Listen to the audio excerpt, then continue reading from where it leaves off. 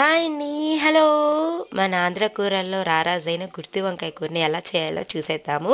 First అయితే స్టఫింగ్‌కి ready చేసేసుకుందామండి. Gutti వంకాయకి stove on చేసుకొని కడాయి పెట్టుకొని స్టఫింగ్ కావాల్సినవి వచ్చేసి ధనియాలు, ఎండు కొబ్బరి, పల్లీలు, జీలకర్ర, 2 ఇలాచి, చెక్క, 2 లవంగా ఇవన్నీ వేయించుకోవాలండి దోరగా.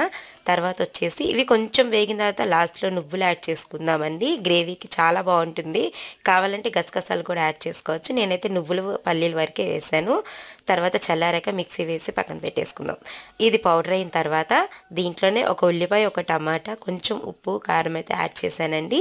తర్వాత స్టఫింగ్ రెడీ అయిన తర్వాత అదే కడాయిలో ఒక స్పూన్ ఆయిల్ తాలింపులు వేసేసి వంకాయల్ని 70% మగ్గేలాగా చూసుకోవాలి. నెక్స్ట్ అయితే వంకాయల్లో ఈ స్టఫ్ని కూరి ఒక 5 మినిట్స్ ఆగిన తర్వాత మిగిలిన గ్రేవీ పేస్ట్ అంతా దీంట్లో వేసుకోవాలన్నమాట.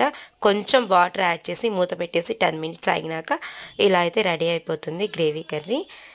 కూరల్లోకి, చపాతీల్లోకి చాలా బాగుంటుంది.